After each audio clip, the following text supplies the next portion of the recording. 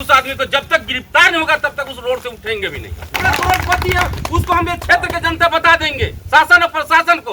आज अब ये तो सेठ को कुछ होता ना तो आप लोग फोन से उठा लेते, राइट उठा लेते। अब इसके नाम पर साला पूरा पेशाब कर रहे पूरे क्षेत्र, उसका नाम लेने में साला डर हो रहा है। आधा घंटा नहीं लगेगा। अरे अंग्रेज की लड़ाई में तो पूरे साला आदमी अपना प्राण आहुति दे दिए, उससे तो डरे नहीं। एक क्या तोप चलते साला स्वतंत्र भारत में साला वो उससे डर रहे पूरे आदमी। ये कौन है ये?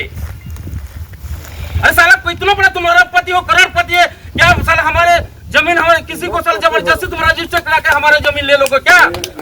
नमस्कार, मैं हूं मनीष। आदिवासी बहुल इलाकों में जमीन की लूट के कई किस्से हैं। हर रोज नए नए किस्से सामने आते हैं।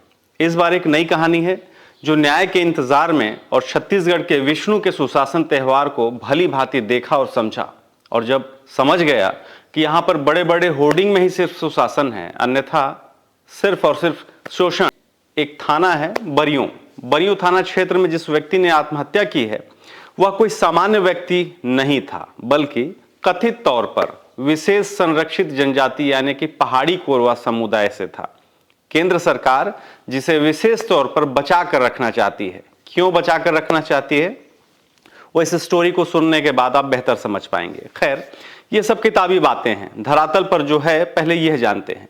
बलरामपुर में एक पहाड़ी कोरवा ने इसलिए आत्महत्या कर ली क्योंकि एक बहुत बड़ा सेठ जो जिंदगी भर अपराध में शामिल रहा, उसने अपने निजी लाभ के लिए इस पहाड़ी कोरवा की जमीन गलत तरीके से हड़प ली थी। इस अपराध में पटवारी और सभी राजस्व अधिकारियों के अलावा जो तत्कालीन कलेक्टर और एसपी रहे वो भी कहीं ना कहीं अपराधी हैं। कह सकते हैं तत्कालीन कलेक्टर भी इस आत्महत्या के पीछे जिम्मेदार है। जिम्मेदार इसलिए हैं क्योंकि जब मृतक ने अपने साथ हुए धोखाधड़ी को लेकर प्रशासन को शिकायत किया था तब किसी ने इसकी नहीं सुनी। मृतक लगातार अधिकारियों के दफ्तरों में चक्कर काटता रहा। इधर भूमाफिया बड़ा सेठ जो है विनोद अग्रवाल और उसके दलाल मृतक को शिकायत वापस लेने के लिए धमकाते रहे। जब प्रशासनिक लोगों ने कोई कार्रवाई नहीं की तो फाइनली पीड़ित ने आत्महत्या कर ली। आदिवासी जब इकट्ठे हुए घटना के बाद, सड़क पर हंगामा किया गया, तब पटवारी से लेकर जो जिले के उप पंजीयक यानी रजिस्ट्री करने वाला, इन लोगों के साथ साथ जो सेठ है विनोद अग्रवाल के खिलाफ बहुत मुश्किल से अपराध दर्ज किया जा सका है। फिलहाल अब आते हैं असल हीरो की कहानी पर, यानी कि उस अपराधी मघु सेठ की कहानी पर।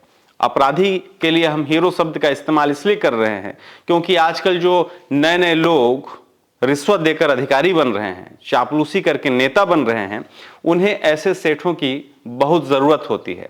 इन सेठों की गुलामी को वो अपना खुशनसीबी समझते हैं। जो जितना बड़ा अपराधी वो उतना बड़ा हीरो। बलरामपुर जिले के बरियों क्षेत्र में आतंक का पर्याय बन चुके विनोद अग्रवाल उर्फ मघु अग्रवाल अब किसी भी पहचान का मोहताज नहीं है। एक साधारण व्यक्ति को भी अक्सर आप देखिएगा कि कैसे अपराधी पुलिस वाले बना देते हैं, उसे असाधारण बताकर जिला प्रशासन जो होती है वो जिला बदर करने की कार्रवाई कर देती है। पर इस मघु अग्रवाल के खिलाफ जिला बदर की कार्रवाई होने के बाद भी अब तक ये सुरक्षित तरीके से गुंडागर्दी कर रहा है। इसके लिए वही अधिकारी और नेता जिम्मेदार हैं जिनका घर इस हत्यारे विनोद अग्रवाल के रिश्वत से चलता है। क्रेशर संचालक विनोद अग्रवाल उर्फ मघु की वजह से यह पूरा क्षेत्र धूल धूसरित हो चुका है। आप वीडियो में साफ साफ देख सकते हैं किस तरीके से बेतहाशा पत्थरों की खुदाई की गई है। इस तरह के खदानों के कारण आज इसकी दुर्दशा आप सबके सामने है।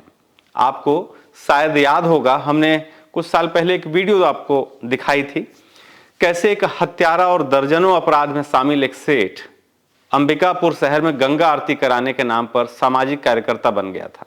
हमने दिखाया था कि पूरे राजपुर क्षेत्र से आदिवासियों गरीबों का खून चूस चूस कर शहर में खुद को एक पाक साफ सामाजिक कार्यकर्ता बनाने की यह व्यक्ति कोशिश कर रहा है।